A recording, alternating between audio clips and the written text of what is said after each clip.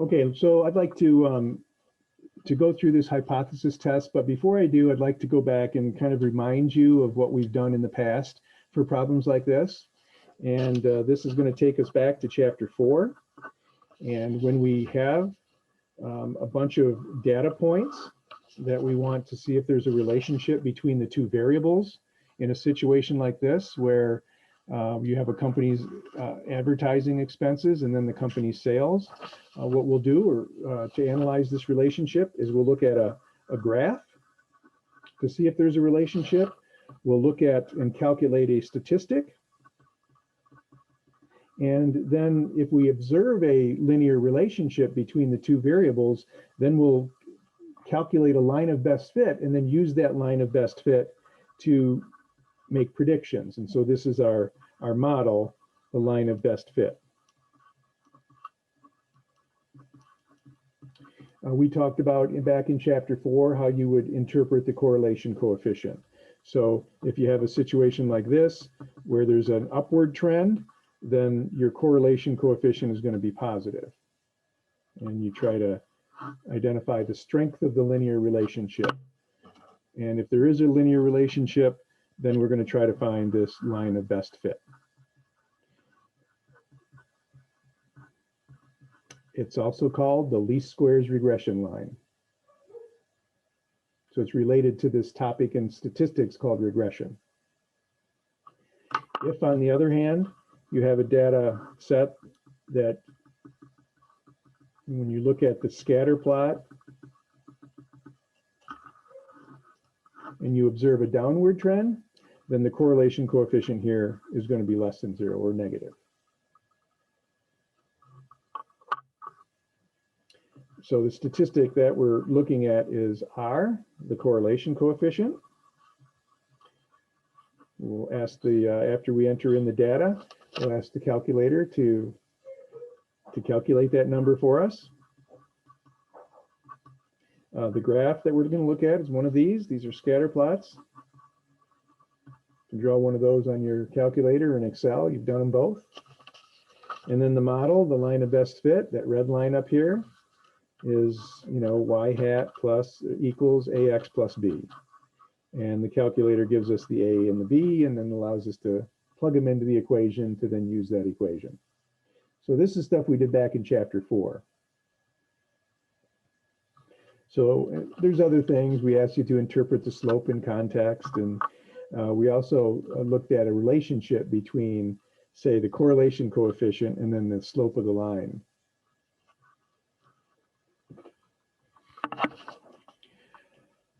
All right, so let's just kind of review that. And all of the stuff that you did back in chapter 4, just imagine that you're going to be doing it the same.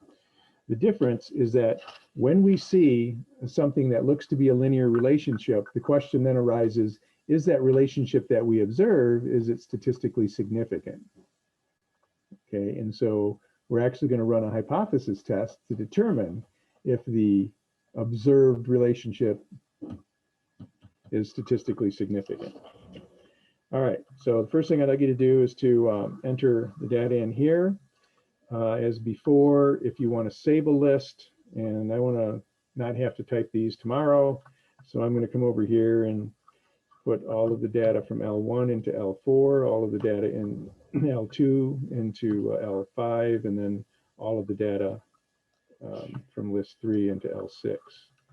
And then I'll come over here and delete out these lists.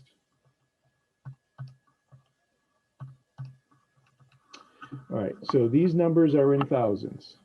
And so the advertising expenses in this, maybe this is just a randomly selected month, would be 2.4, but that's thousands. So 2,400.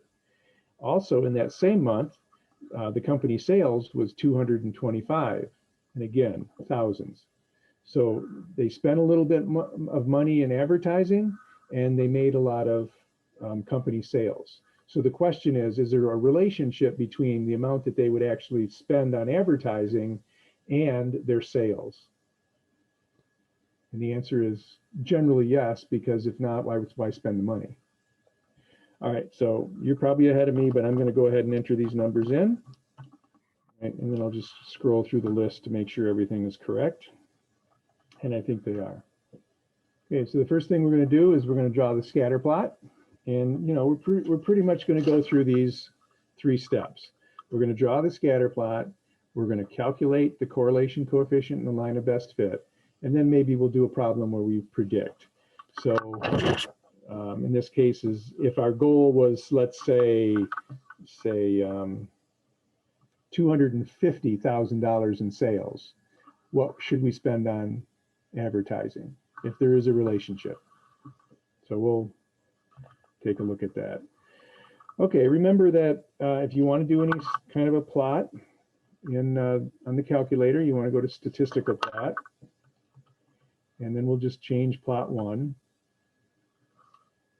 turn it on, and then select the scatter plot icon, which is this one, and then just make sure that your X list is where you entered in the advertising expenses, and L2 is the list where you entered in the company sales. And then select one of these marks. I'm going to go to Y equals and toggle these other 2 graphs off. If not, you might get an error, so be sure that those are turned off. Notice now they're off. They used to be on, so I just have just the one scatter plot there. In our last example, you saw that we had the 3 plots turned on, right? Because we plotted those 3, and it looked like this. To turn them off, just scroll up there and move to the one you want to turn off so that the cursor is blinking on that one, and then hit the Enter key. So Enter is usually how you send a command to this calculator. And then go to plot 3 and hit Enter, and then just move away, and you should have plot 1 turned on, 1 scatter plot, and then these other 2 box plots turned off. All right, and then zoom 9 but just make sure these are turned off because these contain completely different data. Zoom, and then the number 9, and there it is. So generally you see a trend that when the advertising expenses increase, so do the sales. And you have this general upward trend here. So there's the scatter plot. And so now let's calculate the summary statistics that we need. And remember to do that. Anytime we want to calculate anything in statistics, we got to go to the stat menu. And whenever you want to calculate, go over to the middle menu. And you may recall that linear regression, AX plus B, is what we used. Okay, go down there and select that one. And when you do this, it's going to ask you for your X list, L1. I have to put L1 comma, but for you, you just enter in your X list, and then L2 is your Y list. And you know, if they have a frequency list, you can enter that in there too, but there's no frequency list, so you can leave that blank. And then you hit Enter or paste, and then you come up with these numbers. So we're going to write these down. The correlation coefficient, very strong, 0.91. You know, it's the largest possible correlation coefficient is 1, so this is up there. I'm going to round it to, say, 3 decimal places. And then we have the slope, A, is 50.72, we'll call it 9.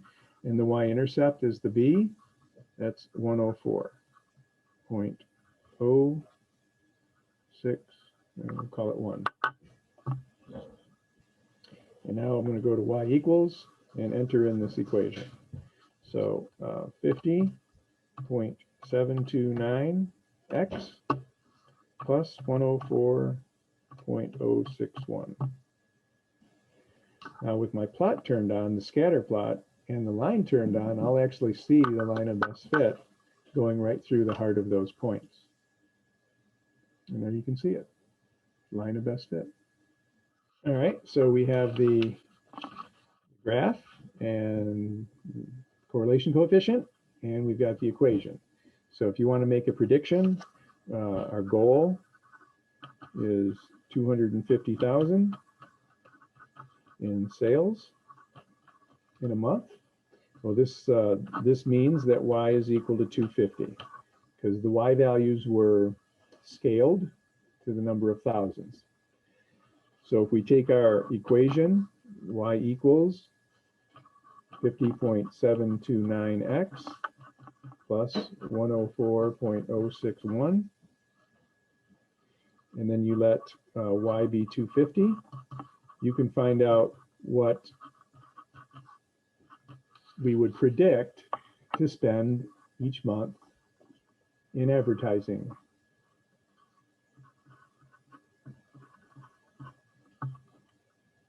All right, so there's a little bit of algebra that you have to use here, but subtract 104.061 from both sides,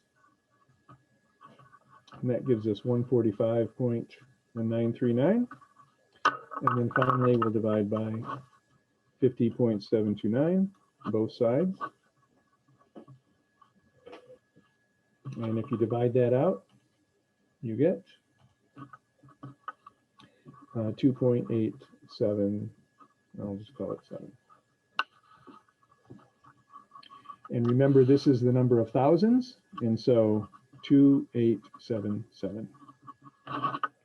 So plan to spend about $2,877 if you want to achieve $250,000 in sales. Okay, so all of this is stuff that we've done before in chapter 4. Now we see this strong relationship in the data. We think it's probably going to be statistically significant. So what we want to do is to run a hypothesis test to see if it is in fact statistically significant. So let me take you to the 5 steps in this test. This is the test that you're going to see in section 14.1, and you're going to pretty much do what we're doing here on your homework project problem that you're going to do. So the first thing is to write the hypotheses. Always step 1, there's always 2. The null hypothesis and the alternative hypothesis. So no difference there. All right, now in this test and in all of our tests, what we want to do is we want to, the null hypothesis is always a statement of no difference, generically. In this case, if there's no difference, what it means is that there's no relationship between the two variables. And the way that we communicate no relationship between the two variables is if the correlation coefficient is 0. If the correlation coefficient is 1, then there's a perfect linear relationship. If it's -1, then it's a perfect linear relationship, but decreasing. But if the correlation coefficient is 0, there's absolutely no relationship between the two variables. And that's what we want to assume in the null hypothesis. So for this test, we're going to say the population correlation coefficient is 0. And what that means is that there's no relationship between the two variables x and y.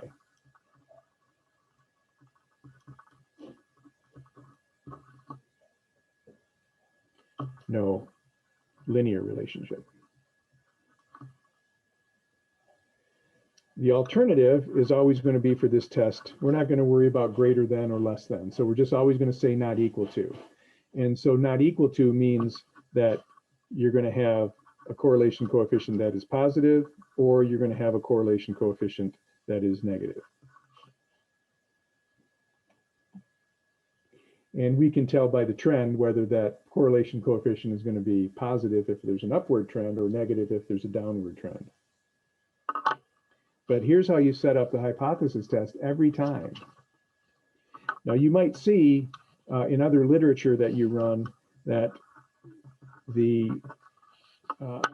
saying that the correlation coefficient, population correlation coefficient is equal to 0 is the same thing as beta equals 0, and this is how they write it. But beta is the slope of the best fit line.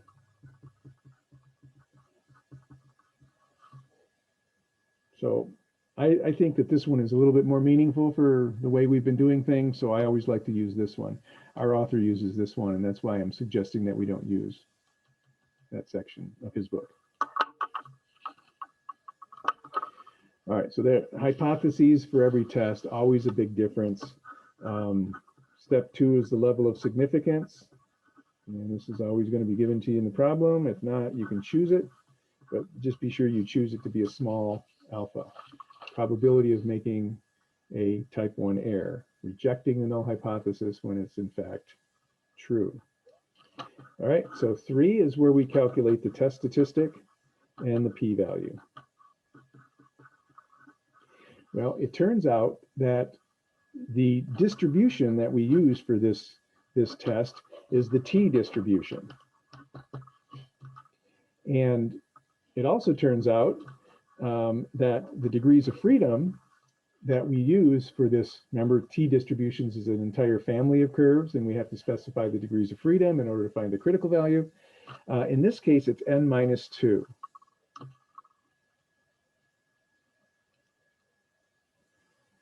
And since we are using the t-distribution, your test statistic is going to be a t-test statistic. And it's based on the correlation coefficient. So what we do is we take the correlation coefficient and we divide by the standard error term.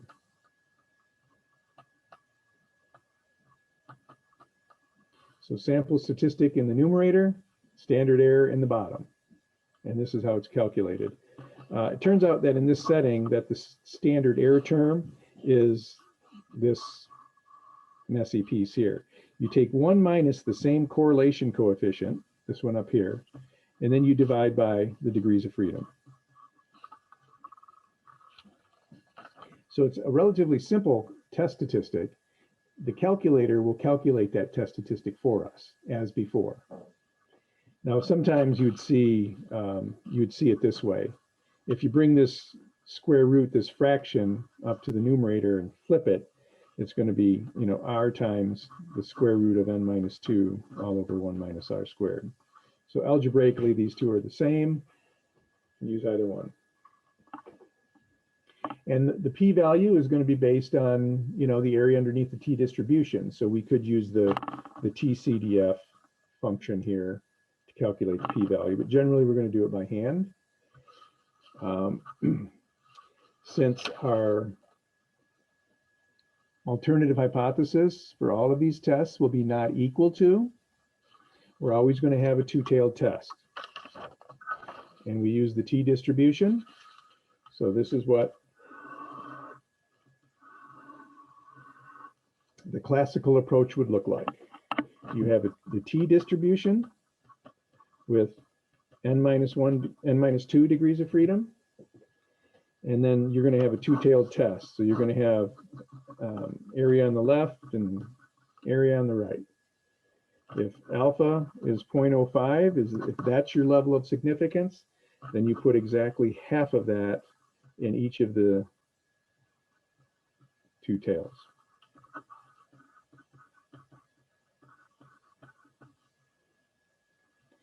And then that would help you define the lower critical value, the negative one, and the upper critical value, the positive one. And remember, for the t-distribution, 0 is right in the middle. Any correlation coefficient you get in this range will lead you to conclude that we will not reject the null hypothesis.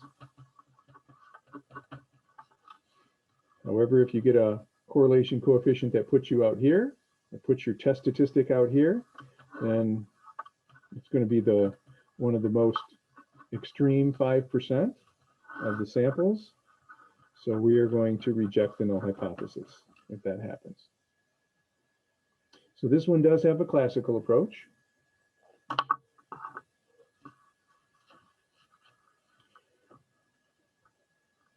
So the p-value approach or the classical approach will help you make the decision.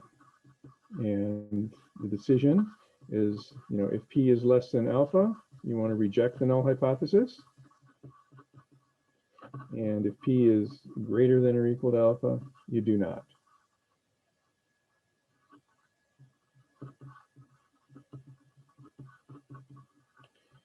And then 5 is the conclusion where you interpret that decision. And it'll be done in a similar way. I'm going to talk about, what is there evidence for? There's evidence to suggest that there's a linear relationship between advertising budget amounts or expenses and the sales in a given month. Here it has looks like it has a couple of critical values. Let's check this out. Get your t-table out. There it is. We have 1, 2, 3, 4, 5, 6, 7, 8. 8 different ordered pairs, so the n is 8. So the degrees of freedom would be 8 minus 2, or 6. All right, so if degrees of freedom is 6 and alpha is 0.05, but we have a two-tailed test. We have 0.025 of the area in the left tail and 0.025 in the right tail.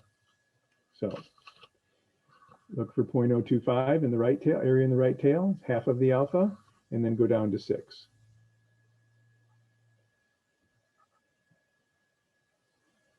And there you see it, 2.447. So that's how they got the 2.447. One of them is positive and one of them is negative. And then you can see the calculation of the test statistic.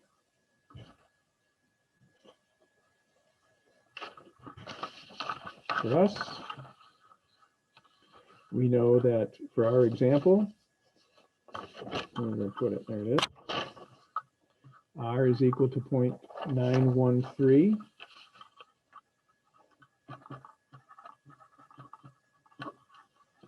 And then in the bottom, we have the square root of 1 minus 0.913 squared, all over 8 minus 2. So that's what you would have to evaluate. And we saw that that number here is about 5.478.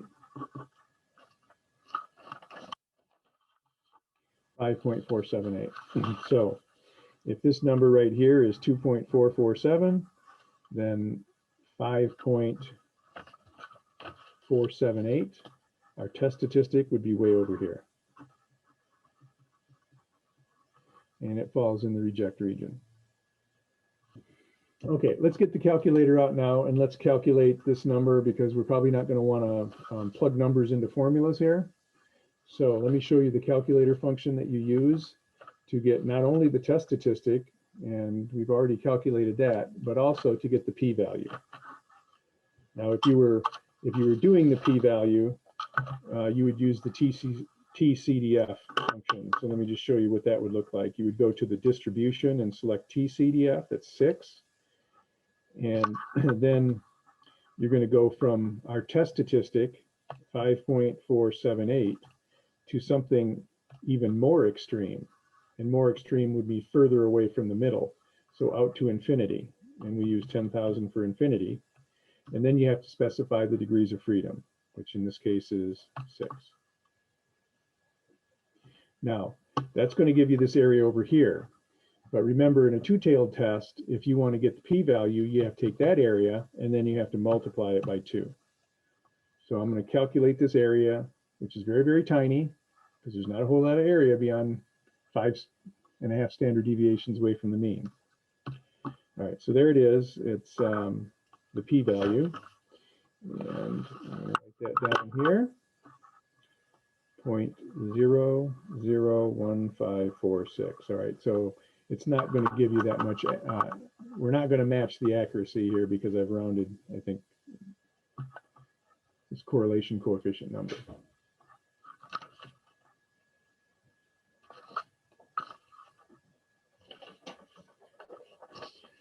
Okay, here we go. First thing you need is to have all of the data into your lists. And we've already typed that in. We've already done some work with this problem. So all of our lists in there. Enter data in L1 and L2.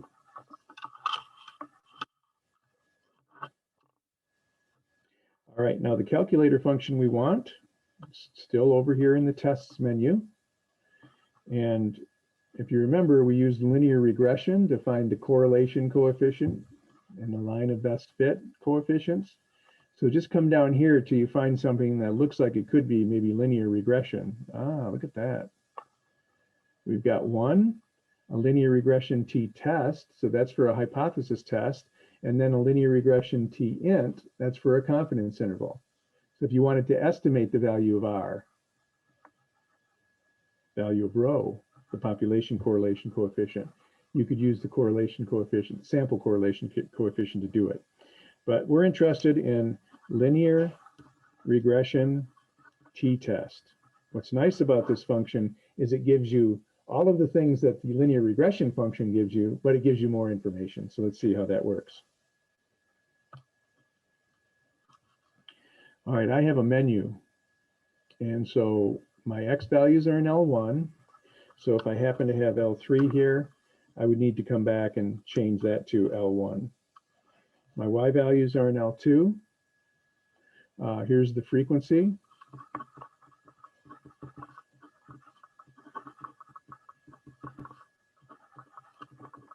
How many times do these points occur? One per point. All right, and then they want some information about your alternative hypothesis. And even though you have not equal to 0, less than 0, greater than 0, for this test, we're always going to select the not equal to.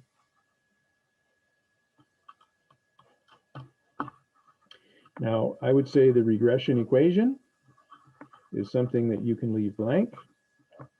We know what that is, but we're not doing multiple regressions here. So leave blank. And then the last thing to do is just to calculate. And I don't think you have to change anything when you go to future problems. All you have to do is to change the data that appears in L1 and L2, but these inputs are always the same. And let's calculate, and let's see what it gives us. The first thing it gives us, it tells us that our alternative hypothesis is that this slope is not equal to 0, or the correlation coefficient is not equal to 0. We're using this version of it. Okay, so it always starts off and tells you what your alternative hypothesis is. Then it gives you the test statistic, 5.478, and then it gives you the p-value, 0.0015456. Then it gives you the degrees of freedom. Kind of writing all this stuff down, 6. And then it gives you the A and the B. I think what this one does, though, it flip-flops them. So if you notice up here, what's attached to the X is the B. And the B is the slope here, and the A is the y-intercept. So it did flip the A and the B from what it did with linear regression. Standard deviation. This is called the variance, but these last numbers are not numbers we want. But then you can see the correlation coefficient there as well.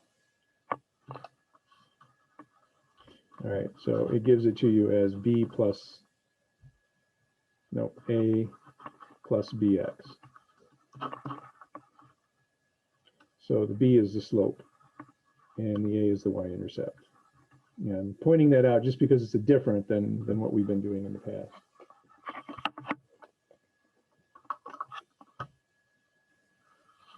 All right, so I wrote these down. I just want to get them on the same page. So this is what we got when we used the test, the formula. And then you can see that's what the calculator gives us. And then we calculated the p-value somewhere. And I think we got something close to this. Oh, there it is. P-value that we calculated using TCDF. And then we can compare that to the p-value that we get from the calculator. And you can see they're very, very close. Yeah, I just doubled the right-tailed probability. I just doubled it. So if you do the, I don't think it's on here, but let's see. Oh, there it was. There it was. So, so if I just calculate this one, the area from 5.478, the test statistic, out to infinity, and then give the degrees of freedom, I get this one. But then I just want to multiply it by 2. And that's the only difference here. Okay. Between a one-tailed probability and two. Now, hopefully you saw this, right? I mean, I can do this with, you know, t-tests. Let's use the data in L1. What's the data in L1? All right, so I'm going to say 2. The mean is 2. And we'll use the data in L1. All right, so the first thing I'm going to do is I'm going to calculate a one-tailed probability with less than. All right, so here's what you should see. I'm using the same data over and over again. And this might not work out perfectly, but all right, let's look at the p-value here. It's 0.4355. So that was with a one-tailed left test. All right, I'm going to go back and do the same thing, run the t-test. The only difference is I'm going to change to the one-tailed right. So what do you think the p-value is going to be if I do a one-tailed right test? Would it be the same thing but negative? Well, it's a p-value, so it's probability, so it's got to be between 0 and 1. And remember, the area underneath the curve is 1. So if the right-tailed area is 0.43, then the left area would be 1 minus that. So you should find 0.5645 for this one. There's your p-value. All right. Now, if you do a two-tailed test, it's going to take this probability and it's going to double it.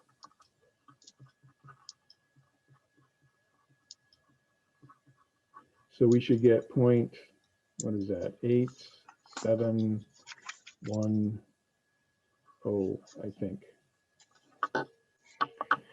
All right, and so if we go over here and do the same thing, t-test, and then choose the two-tailed alternative and calculate, notice the p-value here. Double. It's always going to be the case. The two-tailed p-value is double the one-tailed, the smaller one-tailed probability. All right, now let's go through one more example, and you have another example here where you're looking at the relationship between two numerical variables. And, well, let me do one more thing with this example here. Let's estimate the population correlation coefficient with a confidence interval.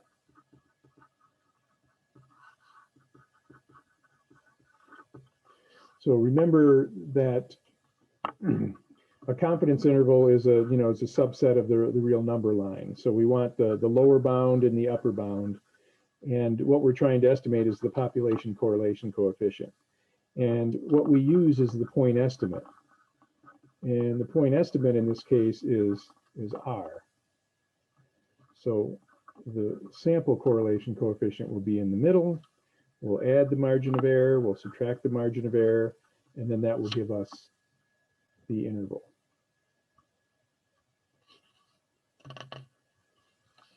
Now, just remember that for this example, we came up with 0.913 as the sample correlation coefficient.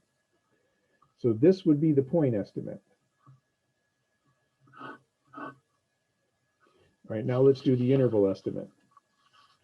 The calculator function that you want is linear regression t int, because we're doing a confidence interval. But other than that, the inputs are exactly the same, other than you don't have to specify an alternative hypothesis, but rather you have to give the C level, confidence level. So it's right next to, that function here is right next to the other one. So here's linear regression t-test, and here's linear regression t-int. So when we're estimating a correlation coefficient, we're going to use linear regression t-int. All right, so what changes? Well, L1 and L2 are the same in the frequency. Instead of your alternative hypothesis, or your alternative hypothesis where you have to select not equal to and less than or greater than, they just ask you for the C level. So for this test, you remember that alpha was equal to 0.05. And if you take 1 minus that, you get the corresponding confidence level. So 0.95. Again, you can leave the regression equation blank and then calculate. So X list, L1, Y list, L2, frequency, 1, and then C level. C level is always 1 minus alpha. So in our problem, alpha was 0.05, so the C level is 0.95. For the regression equation, you can leave blank and then calculate. But what it just estimated is the slope. So I guess the confidence interval estimates the slope and not the correlation coefficient. So we would have 0.5029 right in the middle, and then we would have 28.071 here and 73.386 here.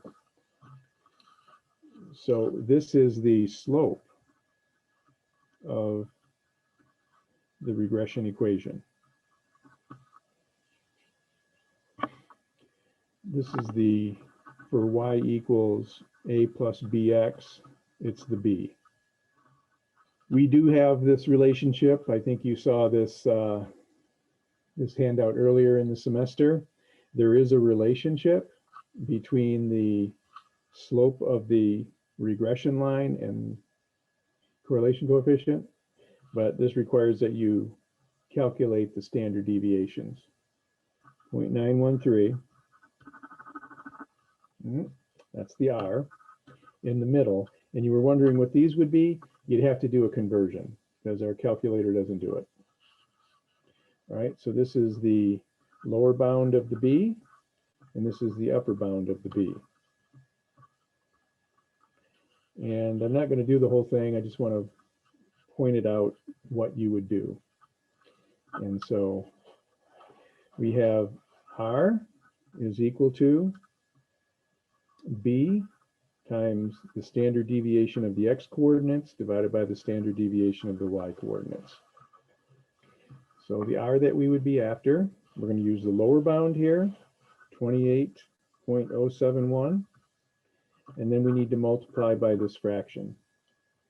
And well, maybe I'll just do the two variable statistics because that'll give them both to us. The standard deviation of the X's, 0.420.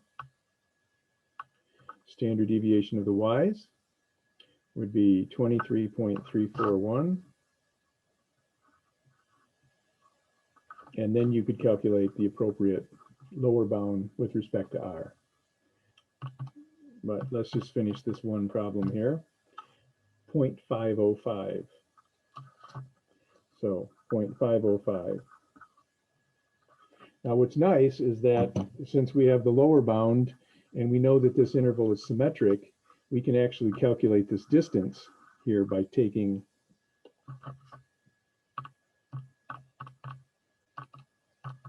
and subtracting those two. So about 0.408.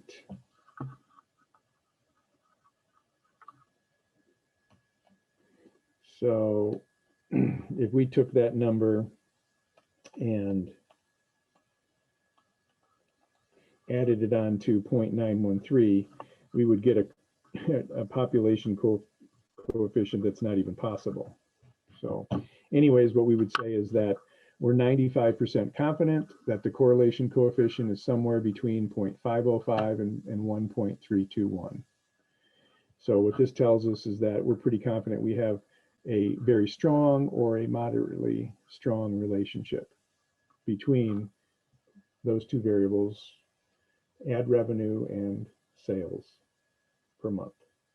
Okay, I want to do another one, and for this one I won't take as long, but I will go through the all of the steps so you have another example to draw from. And you might know this if you're in real estate or you're interested in becoming a real estate agent. The most important thing in selling real estate is location. What do they say is the three most important things in selling a house, or the value of a house, are location, location, location. So essentially, you know, you can buy a dump if it's in a high rent district, let's say, then you're going to get a lot of money. And but there are other features that add to the value of the home, and one of them is just the square footage. And these are some kind of mid-level homes. Back in the 40s and 50s, these were pretty standard. These days, houses are much larger than this, you know, 2,000, 3,000 square feet, all right? And then here you see the asking price, and this is in thousands. So here was a home that was valued at, that had 1,148 square feet, and they sold it for, or the asking price, not the selling price, the owners wanted $154,000 for it. So is there a relationship between the size of the house and then the asking price? So that's what we're after here. These were in Naples, Florida, December 2010. Depends on where you are in Naples, Florida. If you're near the ocean or on the ocean, then you have to add, you know, $1 million to these. All right, we talked about the explanatory variable, which variable would explain the other, and that's probably square footage. If we know the square footage, we can probably predict what the asking price of the house would be. Square football, isn't that nice? Square footage. So this, the explanatory variable is always the X, and the response variable is always the Y.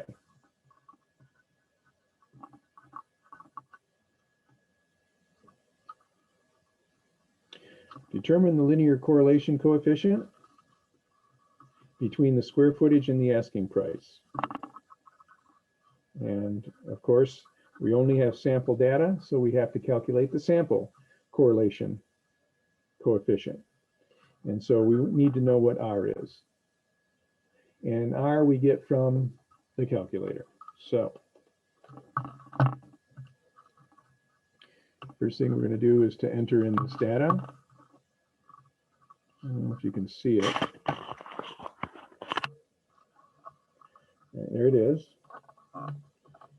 Go and enter the data in. Okay, I've gone through these, and I think that they're all accurate. All right, so let's go ahead and enter that in, 0.916. And then it says to sketch a scatter plot, and then describe the relationship. All right, so I'm going to turn on the scatter plot. Looks like everything is set up. Only have, I don't want that one in there. Have only this one, so zoom 9, and there it is. So if you look at the trend channel, you've got all the points kind of going up like this. It's as X increases, Y increases. As the size of the home increases, that is the square footage of the home, then the value of the home, or the asking price of the home, will increase as well. So you just might want to make a note of that over here.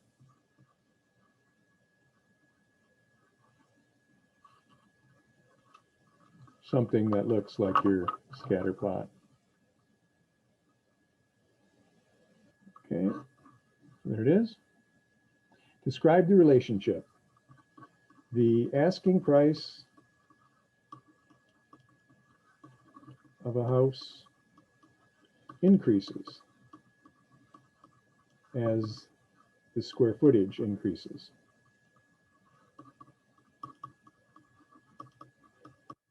Or something like that. So just describe the relationship. All right, there's some other ones in here, but what I want to do for this one is to calculate the test statistic and the p-value. We see that there's a very strong relationship here, and so we should find a p-value that's very close to 0. So let's confirm that. Remember, you're going to the stats and then the tests menu. And I don't want that one. Okay. Linear regression t-test. And most of these are already set up. There's nothing that you have to change from one example to the next because we're only going to focus on a very narrow hypothesis test. Rho is equal to 0. So we have the test statistic is, look at that, 6 standard deviations above the mean. And the p-value is tiny, 0.0005.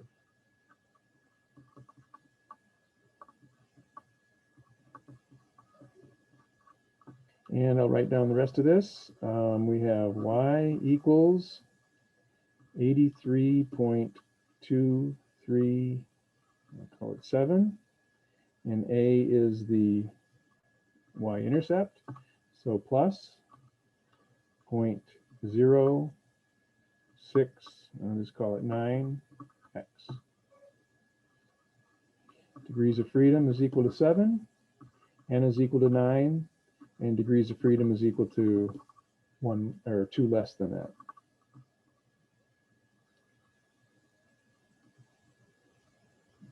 And there you see the correlation coefficient.